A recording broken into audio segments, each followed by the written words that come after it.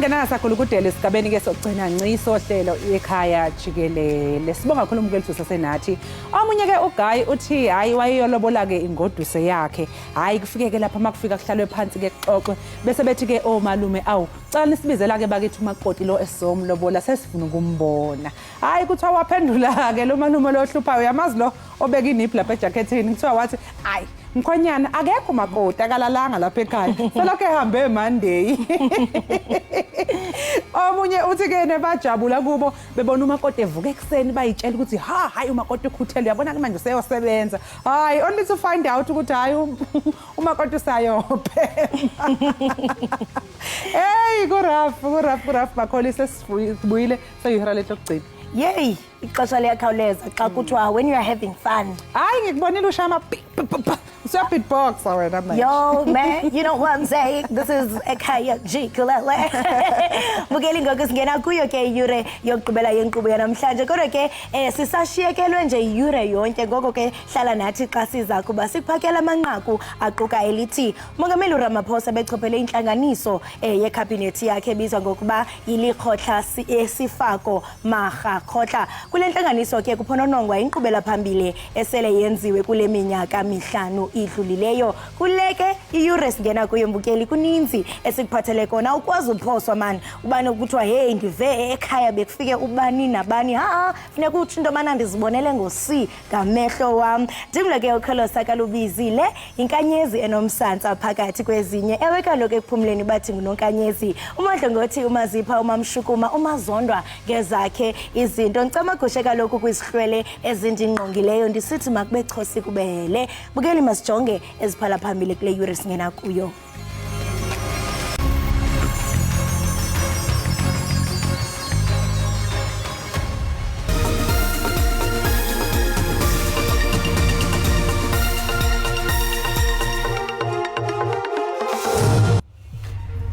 Abaphathi beYunivesithi yaseMntla-Ntshona bathi baphanda izityholo zabafundi abamkelwa kweli ngokufumbathisa abantu abaphantsi kolawulo lwale yunivesithi. We might go all the way, yeah? If you ask me, we might go all the way. Inkakha yebhola leinyawo Max Maponyane ifunga yagomela ukuthi Bafana Bafana isethubeni lokunqoba umqhudelwano iAfrica Cup of Nations. Lokho ikusho nje iBafana phela izogadisana neCape Verde kuma-quarter finals alo mqhudelwano kusasa. Abakuthinyoke khona mthini ngena zandla. Abaphathi beYunivesithi yaseMntla-Ntshona bathi baphanda izityholo zabafundi abamkelwa kweli ziko ngokuhlawula amawaka eerandi kubantu abaphantsi kolawulo lwale yunivesithi. Le yunivesithi yazise amapolisa ezizityholo ukuze aziphande kuyaqhuba ke ubhalisa kule yunivesithi njengoko sekwamkelwe abafundi abangaphezu kwe-11,700 kwizicelo ebezingaphezu kwe-181,000. Abafundi bayaqhubeka bethontelana kuya kwiziko ngethemba lokufumana indawo kodwa uninzi alwazi kuba kukho indlela yokwamkelwa kutyholwa ngokuba kukutsala nje umnxeba kunye nesixamali esifikelela kumawaka ukuze wamkelwe. Omnye umzali ogama lakhe lingachazwanga ngenxa yokhuseleko lwakhe uchaza ngokwenzeka kweli ziko. Uthi isicelo sendawo siyathengiswa kweli ziko ngesihlanu samawaka eerandi nokuba utsala nzima usukaphi ukuba nje awunayo loo mali awufumani ndawo. Abaphathi bale yunivesithi balumkise abo baza kuba ngabafundi kule yunivesithi ukuba bangazibandakanyi namalungiselelo anjalo. We are in the process of investigating those and we seriously would like to make an appeal to members of the public, to parents, not to be caught out by these people. The only way that you can get admission to the Northwest University is by having a final admission letter, and then the payments are being done directly into the university's account. From the 11,700 plus students that we can accommodate for first years, close to 10,000 of them have already registered. Inkqubo yezemfundo yeyunivesithi kulindeleke kuba iqale ngomhla we-12 kule nyanga. Owabe ngumphathi siteshi samaphoyisa eSilverton uyayiphika insolo ezenziwe umsolo oqala eceleni lobulawa kaSenzomeyiwa zokuthi washaywa. uColonel Karel Sonnepool uthi abukho ubufakazi obhalwe phansi obukhomba ukuthi uSibiya washaywa ngesikhathi evalelwa esitokisini phakathi komhla zi-3 kumhla zi-10 kuNtulikazi. Namhlanje kulindeleke ukuthi ke umbuso wethu ufakazi wawo ugcina kuleli cala kuzobizwa kudokotela wamazinyo okuthiwa wahlola umsolo wesibili ubungantanzi ngesikhathi enza izitatimende ezifungelwe zokuvuma icala.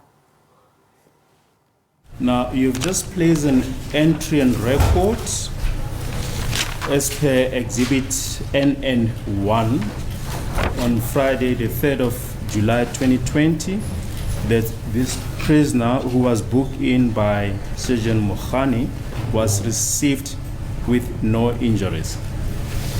That's correct. And also when he was booked out on the 10th of July 2020. That's correct.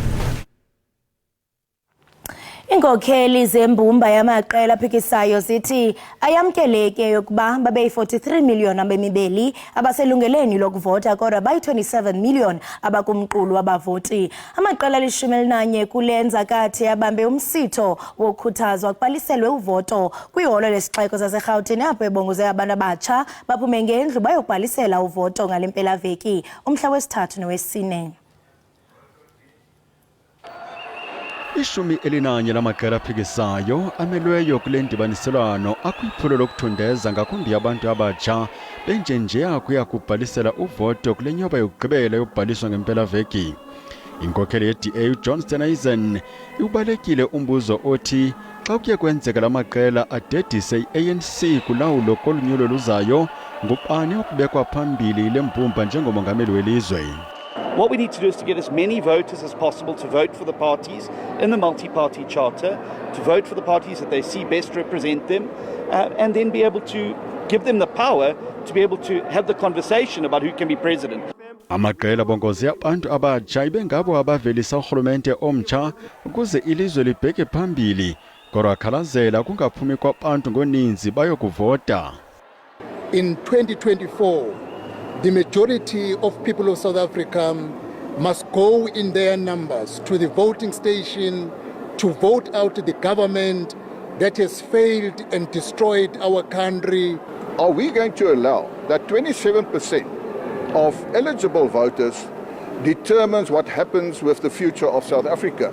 We are also people, vote, register, and let's make a change. As the ACDP, we are going out all stops to make sure that we encourage our people in every VD station to go and register so they're able to vote. What we want is to energize those who have actually stayed out of voting to come back into the vote and vote. We can get together as a country and we can show all the other people what is important, and that is that we vote and that we bring that change. We are a new party, we need support from the people of South Africa. We also joined the multi-party, so we need support. Abemi boMzantsi Afrika bangabhalisa kubuxhaka-xhaka bobuchwepheshe kungenjalo bathi qhiwu izazisi zabo babheke kwizikhululo zobhaliso ngomgqibelo nangecawe phakathi kwentsimbi yesibhozo kusasa neyesihlanu emva kwemini. Umengameli uCyril Ramaphosa uzokethula inkulumo ayibhekise esizweni isona ngesonto elizayo. Umengameli Ramaphosa ubengamele umhlangano wekhabhinethi yakhe obizwa ngelihutla emzini wombuso wevakashi isifako magathu. Kulo mhlangano kusuke kubukezwa inqobekela phambili eseyenziwe kule minyaka emihlanu edlule. Abemi boMzantsi Afrika balindele ukuba umongameli Cyril Ramaphosa bhengeze usuku lonyulo oku kuza kuphawula ukuphela kolawulo lwesithandathu lorhulumente wentando yesininzi. Kwezi ntsuku zimbalwa zizayo umongameli kunye nesigqeba sakhe baza kuqwalasela impumelelo yabo kwanemingeni ebijongene nolu lawulo. The issue of the appraisal of in terms of our performance and the commitments made, the President will deliver that in Sona. He'll address the nation and clarify the progress that we've made, not only on the commitments of last year, but on the commitments of the 6th administration, as I've indicated. Nangona ingxowa-mali yehlabathi IMF ibonakalise ungabi nathemba kuqoqosho lweli, urhulumente usenethemba lokuphucula uqoqosho.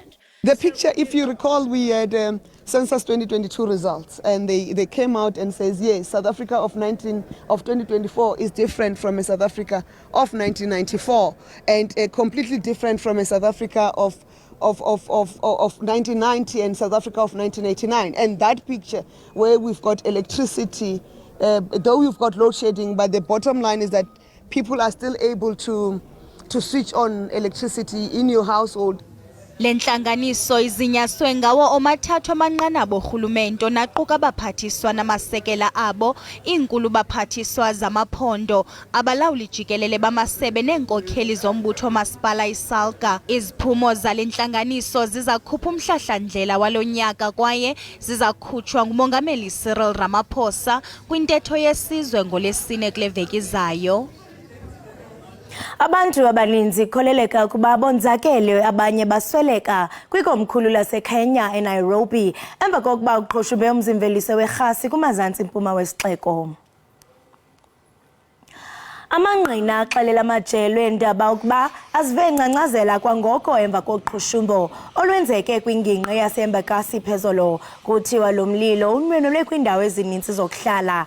Abacimi mlilo kunye neenkonzo zikaxakeka baye bafika kwindawo yexhwayelo.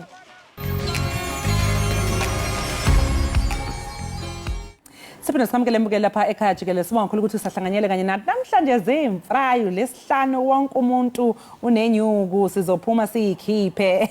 Basho njalo ke ngoba nakusebeholile. Mbukeli nje bazi ukuthi ke makulesihlanu ekhaya Jikelele have ke sikunika umculo omnandi. Njalo mbukeli jonga yabona xa kuziwe emculweni asiphazami nozathi hayi ekhaya yenza uyaxoka mntasekhaya. Mamtshana ndiyazi itafile le uba siyenzele iplan because kuzowonakala. Siphethe yena kaloku ubasi. Siphethele ingoma ke uzawuqala ngayo ethi Sizani.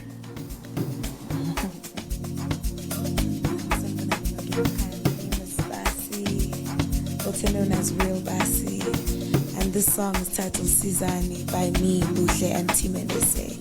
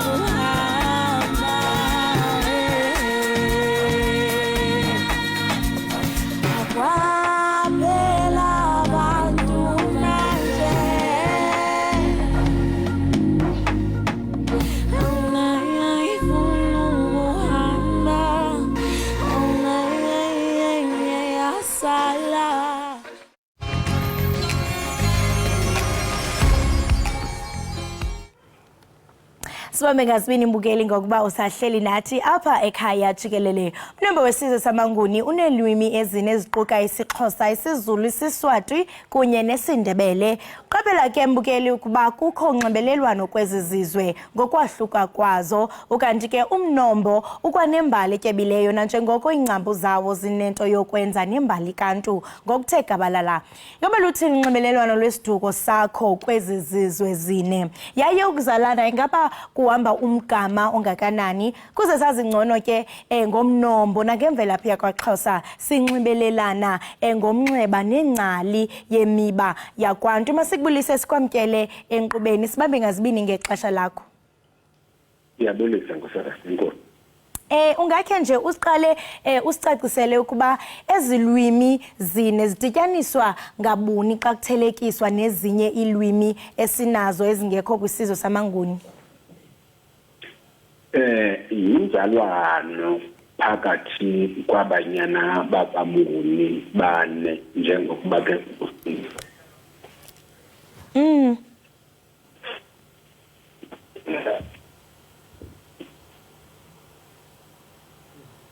Ingathi uye waqhawuka, uyasiva kwelakho icala?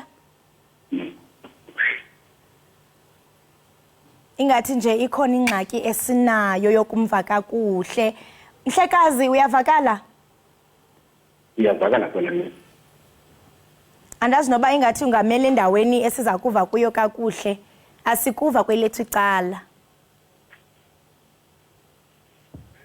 Okay ke mbukeli ke sisazama ke into yokubana siqhagamshelane naye kuze sive kaloku ngokubaluleka kwalento sithetha ngayo namhlanje. Masiliqhubeke sibhatala amatyala silungise izinto, siyathembisa mbukeli into yobana xa sibuya konke kuzobe hamba kakuhle usabukele ekhaya Jikelele. Enkosi kakhulu mbukeli wethu ekhaya Jikelele othembekileyo. Sishilo kaloku mbukeli into yoba sithi qhu kodwa ke xa sibuya naye umhlekazi uSinethemba zilindile. Uzosinabisela kaloku mbukeli ngokubaluleka komnombo wesizwe samanguni nokunxibelelana ke nezinye izizwe. Mhlekazi ndiyathemba into yokubana usiva kakuhle. Niva kakuhle kakhulu ngoseza. Enkosi kakhulu. Ungakhe nje uqala usicacisele ukuba ezilwimi zine ezidityaniswa ngabuni xa zithelekiswa nezinye ilwimi esinazo ezingekho kwisizwe samanguni? Nkosazana, idityaniswa yinzalwano kuba aba ngonyana bakamnguni ngokunokwabo njengokuba ke ubusondihlakulele uXhosa noluzumane owaziwa ngokuba nguZulu, uSwati noNdebele. Kwa ukubetha kwezandi nendlela yokwenza amasiko iyadiza into yokuba ngabantu aba bephuma mntwini omunye. Njengoko nawe usiva into yokuba xa ungumXhosa akulula kakhulu into yokuba ngaba umve umNdebele, umSwati okanye umZulu xa ethetha. Unyanise kakhulu kuba xa uthi uyajonga ezilwimi nakubeni ke zahlukile kodwa kukhona apho ziphinde zithungalane khona. Esiyeva ukuba kwaXhosa kukho imvelaphi ethande ukuba mfilipha kwabaninzi. Kubalulwa apha izindlu zoTogu, oGcaleka noChiwo. Ingaba iqala phi imvelaphi yakwaXhosa? Phofu ke zibe zisithini izindlu zakwaXhosa ngokwahluka kwazo?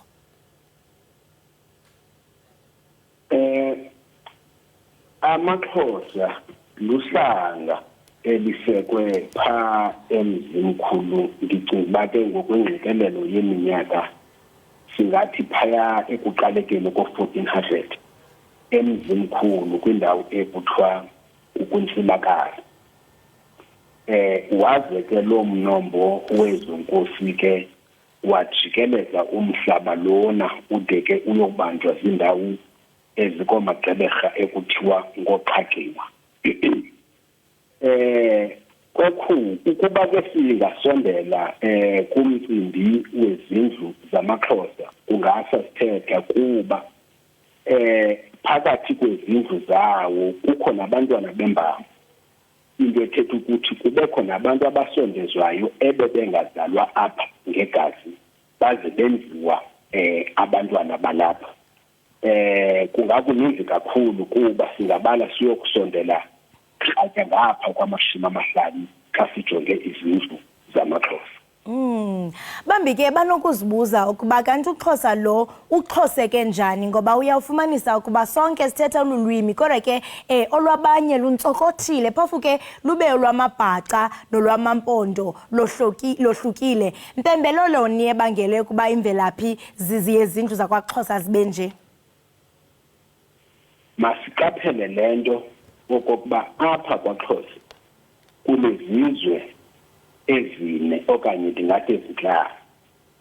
Sinamampondo akhokhelwa kwaNyawuzi, sibe namampondomise akhokhelwa kwamaJoyi, sibe nabaThembu ngokukhokhelwa ngamaDlomo, sizokuba namanqika ngokukhokhelwa zezinye izindlu zasematshaweni, sizokuba namandlambe emnyameni ngokukhokhelwa nguNkosi okwakhe, sizokuba namagcaleka apho ke ingotya yamaXhosa ikhokhona. Akhona ke namabandla aye angenelela kwezi zizwe njengoba sokutshilo ukuba singajonga amabhaca, ukuba singajonga amabomvana, ukuba singajonga namaXesibe. Xa uqaphela uyabona into yokuba ngaba ezi zizwe azizalwa apha zonke ngokwegazi njengokuba nelembe kwaZulu lalenziwe, kodwa zaqokelelwa zafukanyelwa phantsi kwisandla samaXhosa. Into ethetha ukuthi ke bangamaXhosa ngaloo ndlela njengoba nelembe lalenziwe kwaZulu ladibanisa izizwe ezikula mhlaba zathathwa zafakwa phantsi kwabo babe ke bonke namhlanje bangamazulu.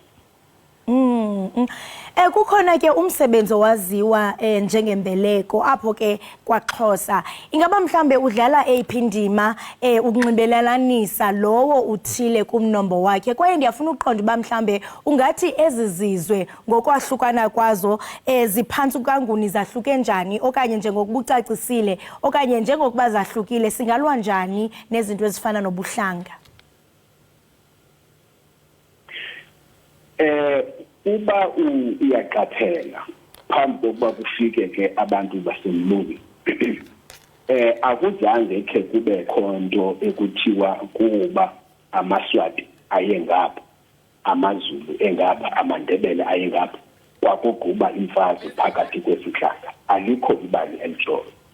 Nokuba ke njengabantu ebebemeleyo bekukhe kube khona ke imitshutshi ephumayo phakathi kwabo, uyaphinda uphawula into yokuba ngaba iinkosi zalo maxesha zazikhawuleza zizekelane intombi ngokuzama ke ukuvala iingceba okanye iintanda ezinokuthi zenze into yokuba ngaba iintlanga zahlukayo. Ndizama ukuthi ke oko kwakuhleleke kanjalo kungazange kwabakho zingxabano, kodwa uyawuphawula into yokuba ngaba kwakufika abantu basemlungwini zibe khona izinto ezinjalo ebeziphenjelelwa ngokuba thina njengosapho likamnguni masibe sinokuxabana kodwa sibe sizalwa kuyo. Dalinzolo, masibambe ngazibini ngexesha lakho ngokuba usicacisele, usihlalutyele umba obaluleke kangaka singama-Afrika. Ube nosuku olumyoli. Kubulela menkosazana, ndibulela nakwiziphathamali. Enkosi kakhulu. Lo mbukeli bingcali ke kwimiba yesintu usinethemba Dalinzolo Zilindile nobesikhanyisela ke ngemvelaphi yakwaXhosa nonxulumano kunye nokwahluka kwayo kwezinye ke izizwe eziphantsi kwezwekazi samanguni. Masiliqhubeke mbukeli sibhatala amatyala kodwa ke ungake ugungqe kuba xa sibuya khona into esikuphathele yona.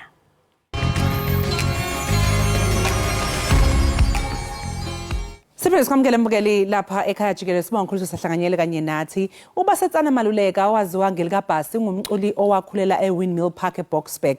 Wethula ke ingoma yakhe yokuqala yamapiano ethi Qaphela ngokubambisana noDJ Sjijo. Ngonyaka ke u2019 wazakhela igama embonini yomculo ikakhulukazi phela ngohlobo lomculo lamapiano.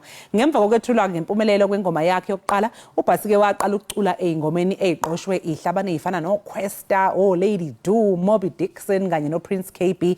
Namhlanje ke uBhasi usivakashele lapha e-studio ukuze azosixoxela ngohambo lwakhe njengomculi osemusha. Hayi usesijuxuzusile ke njengoba kulesihlanu namhlanje umbukeli nje ngiyakutshela sikhathele siyajuluka. Bhasi asikubingelela Ekhaya Jikelele. Thank you so much for joining us this morning. Thank you for having me. Awusemhle sana. Ngithanda i-braids. Manje maniluka amasikela amade kangaka. Hey kushuthi hey niyakhokha man. It's the brand, it's the brand. Bhasi ngiyazi ukuthi ena uthando lomculo waqala ukuba nalo sasemncane kakhulu. Yini le owuyithanda ngomculo niyaqoqozela ukuthi mhlawumbe uzwe this day wenza umculo kube indlela yokuyiphilisa? Like bengifisa nje ukuthi ngenze imali ngento engithanda ukuyenza, which is umculo. So njengoba ngenza imali ngawo ngikwazi ukuprovide umndeni wami, it makes me happy and into engiyenza ukuthi ngiqhubeke ngayo. Niyazi ukuthi kuyi-challenge kakhulu, especially kuma-piano. Yey, ama-piano kuphuma i-single today, 3 days later enye aphume lokhethi ethi and abanye into esengiyinotisile ukuthi ngathi umculo uba ne-lifespan kuma-piano. Kuba isikhathi bese kuyadlula kuba omunye. Wena wenze njani ukuthi uhlale u-relevant? I think ukenza ama-features amaningi nama-artist ahlukile. So njengoba isizani bengenze nobuhle, izenzo ngiyenze no-Amos, ithanda umuntu ngenze no-Sowa Matrix. So I make sure ukuthi ngisebenza nama-producer ahlukile ngaso sonke isikhathi. So njengoba nje umculo osasemusha osanda kufika emculweni, iziphi iy'ngqinamba abhekana nazo nje like ama-challenges? Ama-challenges especially uma umuntu wesifazane ukuthi nje basazokushela. You know, just stand your ground and don't do it. Go there to work. Magna studio hamba, magna session hamba. Anytime go and work and finish. Uyimisele nje, wenza umsebenzi wakho ngoyimisela. Ngiyazi ukuthi usebenzile nabo Questa, DJ, Lady Do, Moby Dixon, njalo. How was that experience for you? Nerve-wracking. It's namanje nervous. As much as in studio, I'm like. Okay, so nervous mangabe ngoba sixoxe kodwa uma ubuculo cause ngikubonile Ayimangicula in your element. I'm like, oh, girl can feel this. I can see ukuthi uyayifila le thinking. Manje obani njengoba ucollaborate usu-collaborate with these big names already. Obani mhlawumbe abanye usafisa ukuthi sisebenzisane kanye nabo? Ngingafisa ukusebenza no Mass Music, Kabza the Small and Maphorisa. Oh, yeah. I get. If you are listening, uBhasi ucela ukusebenza nani bakithi. So Bhasi ngiyazi ukuthi ena usazokhipha isingle igama layo lithi Ngithande. Awusixoxele nje ngayo. Ngithande is already out. Oh, iphumile. Yay. Before Izenzo manje isingle yami Izenzo by me and Amos. Okay. Featuring Team and SA. Yes, that's so the single now. What's the inspiration behind Izenzo? Like for example, uma ngabe ubhala ingoma usuke usemathandweni sekanjani? Yeah, obvious and stuff. Yes, we do sometimes, but me and Amos were just in studio and decided it was okay, we need a different song, a different vibe, strata, something soulful where a little kid can listen to it, an older person can listen to it. And that's when we thought about, okay, umuntu okuthanda umbona ngezenzo. That's when we called it Izenzo. Actions speak louder than words. Lawo ma-actions wegeli siyawadinga ngo-February 14. Sicela ukuthi abantu besilisa basikhombise ngezenzo. So ngiyazi ukuthi usazosiperformela ingoma emnandi la Ekhaya Jikelele. Ngaphambi kokuthi nje ngikudedele uqale ukucula ingoma yakho, mhlawumbe ungathini umlayezo ongawunikeza a young 17-year-old oka-matric othi mangiqeda la yazini uBhasi, I want to be like uBhasi, ngifuna nami ukuyocula because ngiyabona hayi amapiano impela ama-2000 crazy ngamapiano. Basically to be very consistent with social media, especially TikTok. Take your videos, be in people's faces, like just be there in their faces. Eventually bazokujwayela ukuthi okay, lo muntu lo simazi ku-TikTok, okay, so keep ingoma. Oh, ingoma lo muntu lo ku-TikTok. Oh, okay. That's how you build a brand, build your fan base and build a community. Yes, hayi ke ku-TikTok sokubheka ke ngoba uyasho na ukuthi be visible, be in people's faces. Please. Hayi sizokubheka ke kulapha ku-TikTok. Sibonga kakhulu ke Bhasi ngokuthi ke ube nathi la Ekhaya Jikelele. Sethembe besikufisele nje konke okuhle. Ngiyabonga. Yes, where's my calls? Washa ka.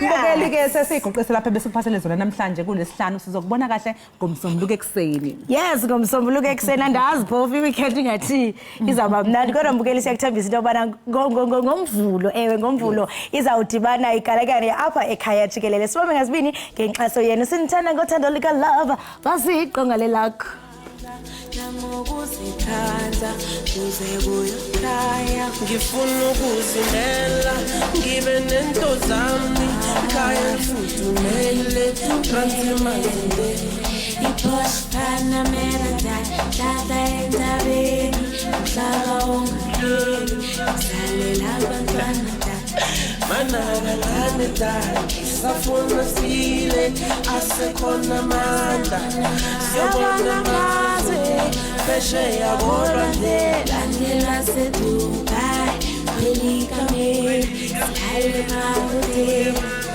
umuntu uthandayo mbona ngezenzo umuntu uthandayo mbona ngezenzo Ngakupilipele mabuteni yami Ucelebrate impumelelo yami umuntu uthandayo mbona ngezenzo umuntu uthandayo mbona ngezenzo Ngakupilipele mabuteni yami Ucelebrate impumelelo yami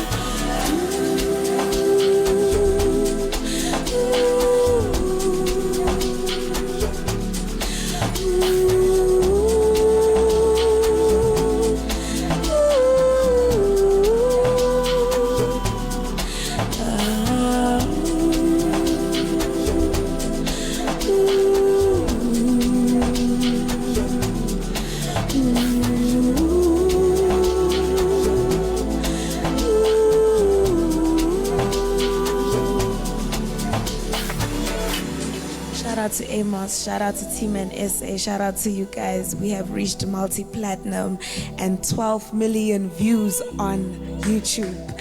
Thank you very much. Thank you very much. #Izenzo. It's here.